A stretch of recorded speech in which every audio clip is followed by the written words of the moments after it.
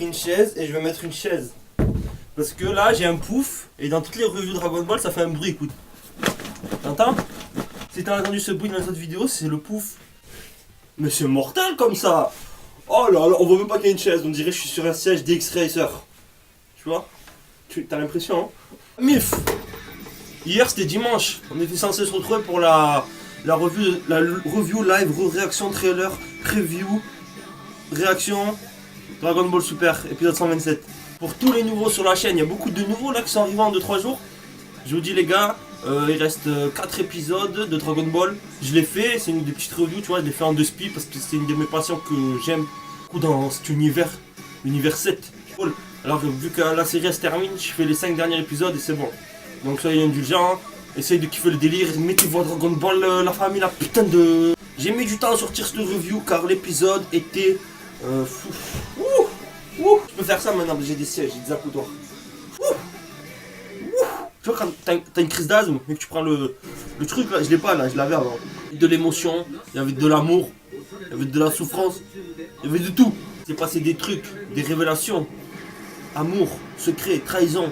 C'est un peu comme Secret Story, hein, Dragon Ball. Surprise dans cet épisode, tu vas voir. Moi, il y a des trucs, je suis resté con, je suis resté comme ça quand j'ai vu l'épisode. La barrière de l'espoir. C17, tu vas être un héros.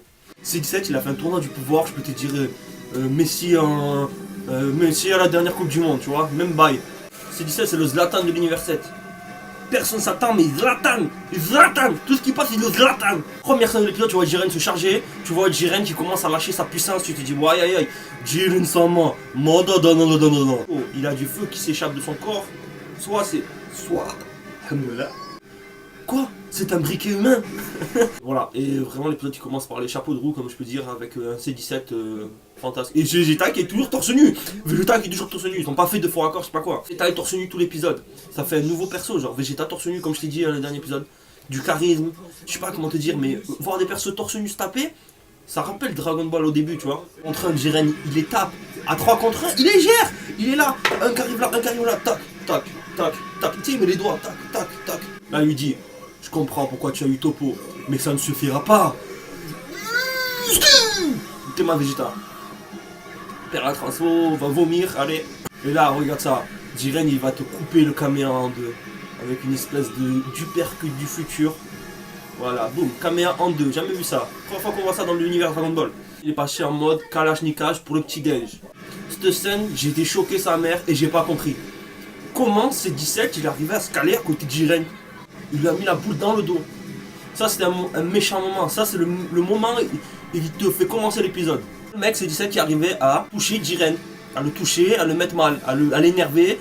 Et aussi à lui niquer la tenue surtout. Il lui a niqué la tenue. Niquer des... T'imagines, moi il me trouve mon polo, je pète un plomb, cache. Voilà, t'es ma frère. Et le pire c'est que C17 il va lui envoyer une punch, il va lui dire un truc genre... comment il dit? Oh le vêtement troué te va bien, un truc comme ça. Là il s'énerve. Il a traité de bâtard avec Jiren, il a dit sale bâtard. C'est 17 qui arrive à repousser Jiren. C'est fou. J'aime trop Goku quand il dit ça. Jijuka. Vegeta il a les tablettes et sur ses pecs. Tu peux sauter sur ses pecs. On dirait un trampoline ses pecs. Magnifique là. C'est 17 il a aveuglé Jiren et dès qu'il ouvre les yeux Zama, là Goku et Vegeta ils arrivent. Là c'est vraiment une belle scène. Tu vas voir, c'est là, les trois vont se jeter sur Jiren, ils vont tous les trois lui lancer des vagues de ki, et Jiren il va résister, tu vois, comme un œuf dans sa poule. Tu vas voir, c'est lourd. La barrière. On dirait les bruits dans Mario quand tu chopes les pièces. Là j'ai kiffé Vegeta. Il s'en bat les couilles, Vegeta il s'en bat les steaks, c'est un prince. Les trois ki et l'œuf au milieu, tu vois. Et Jiren il est là. Il est là déjà. Oh c'est bon, vous avez fini là. Ah cette scène elle est belle je trouve. Ah tu vois les trois se donnent. Ah, tu vois c'est magnifique. Et SBU aucun respect, Jiren s'en bat les steaks. Et juste avec l'explosion il te les a tous couchés tu vois. Là il se passe quelque chose, je m'y attendais pas. Et personne s'y attendait. J'ai kiffé cette scène. Regardez-moi ça. Qui arrive. Mais on s'y attend pas parce qu'on n'entend même plus parler de lui dans les spoils. Dans les synopsis. T'es malade. Il arrive à le toucher. Freezer arrive à tuer Jiren. Il a l'air... Oh, j'ai jamais vu Freezer avec la haine comme ça. Il a une haine en lui. Théma. Il a perdu tout son truc de ouais, moi je me contrôle maintenant, je vis dans les arbres, je fais des parades avec des ours. Il veut niquer sa mère, il veut lui niquer sa mère. Il veut même pas lui, il veut lui violer sa mère, il veut la violer sa mère. La haine, regarde, regarde, magnifique, magnifique. Magnifique. Je voulais pas te le dire direct, mais honteux. Honteux. Je te dis, les mecs qui n'ont jamais regardé Dragon Ball Z et qui regardent Dragon Ball Super, ils voient Freezer, ils doivent se dire mais Freezer c'est une merde. C'est le méchant. Ça fait trop bizarre. Freezer est naze. Tu vois un Freezer naze. Arrive au grand moment. Je peux pas t'expliquer plus sur Freezer parce qu'on arrive au moment. Le moment du vœu. C17 il explique son vœu à Jiren. Son vœu qui est dérisoire. Il veut partir en croisière avec sa famille. Frère, tu as besoin de Super Dragon Ball pour ça. Et là Vermouth il lui dit c'est quoi ton vœu? Et là il lui dit. Et là Vermouth il s'énerve, tu vois. Vermouth il m'énerve. T'es sérieux? Et là tu vois, on arrive au vœu de Jiren. Et on arrive au grand moment, la révélation de Vermouth sur le passé de Jiren et sur le vœu de Jiren. On n'a pas vraiment l'intitulé du vœu, mais on peut se faire une hypothèse, une théorie. Voilà, petit flashback sur la vie de Jiren. Donc tu peux voir Jiren petit qui était très mignon d'ailleurs, on dirait un petit tétard tout mignon. Et voilà, un jour il est rentré, son village est détruit, ses parents sont morts. Par une aura qui ressemble beaucoup à celle de Black Goku. Donc est-ce qu'il y aura un lien peut-être, je sais pas moi, une timeline bizarre ou quoi? Ou peut-être il y a des théories qui disent que ce serait Vermouth ou un Akaishin, c'est possible. Voilà, Jiren qui a été recueilli par un monsieur qui a été son sensei. C'est un mélange de l'histoire de Superman et un peu de Naruto, tu vois. Parce qu'on apprend, voilà, là ils expliquent que Jiren, il s'est entraîné pour retrouver ce fameux monstre qui a tué toute sa famille. Et le jour où il l'a retrouvé, le monstre a tué tout le monde, sauf Jiren. Il a tué son maître, il a tué tout le monde. Sauf Jiren. Ça qui est étrange. Pourquoi il n'a pas tué Jiren? Soit le monstre avait senti le pouvoir, soit je sais pas. C'est une théorie. Jiren qui a grandi seul, dans la solitude. Tu vois, il y a un peu des Uchiwa, de Sasuke. Il y a un mélange de Sasuke, de Superman. La théorie serait que Jiren veut les Super Dragon Ball pour peut-être faire apparaître le mec qui a tué et le tuer. Imaginons que le mec qui a tué est déjà dans l'arène. Ce serait ouf. Mais ça voudrait dire que l'univers 7 ils ont perdu le tournoi, tu vois. Parce qu'il y aurait plus. Si Jiren il a les Dragon Ball. On n'en apprend pas des masses plus hein, si tu regardes. Parce que voilà, au final, on apprend que. On s'en doutait que soit sa famille était morte, soit c'était la puissance, tu vois, c'était un des deux, tu vois. Mais quand même un beau petit passage, ça fait plaisir. Et le chauffe, il lui dit ah mais en fait t'es humain quoi, t'es pas un monstre à tuer. Il va le chauffer, il va lui dire ah mais si tous tes collègues sont morts, c'est à cause de toi, c'est pour ta vengeance personnelle. Le robot a touché la corde sensible. T-shirt de C17. Son t-shirt sponsor pour le liquide vaisselle. Mir, il se déchire. C17 il se fait goumer. Le terme c'est goumer. Et là t'as Sangoku et Vegeta, ils sont par terre, ils arrivent même pas à se lever. Je sais pas ce qui se passe. Je sais pas ce qu'ils ont.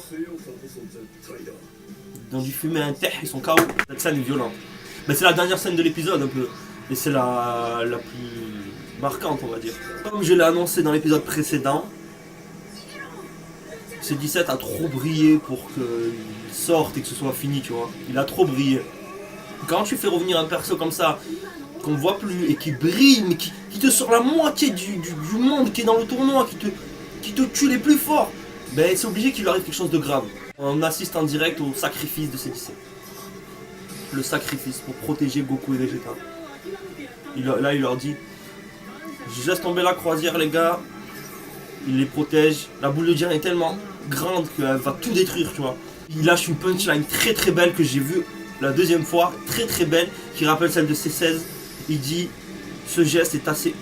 Non, en les sauvant, il dit, en vous sauvant, je trouve ce geste plutôt humain. Et ça c'est beau, de la part d'un robot, tu vois, c'est beau. Et c'est C17 qui a protégé Vegeta et Goku juste avant l'explosion avec sa barrière, tu vois. Il leur a laissé quelques secondes de répit, si je peux dire. Tu vois, C18 elle a compris. Il s'est sacrifié. Parce qu'au début tu dis ouais c'est Jiren qui l'a tué. Et en fait non, t'apprends dans l'épisode là qu'il s'est auto-détruit. C'est 17, il s'est auto-détruit pour que l'explosion n'emporte pas tout. C'est important.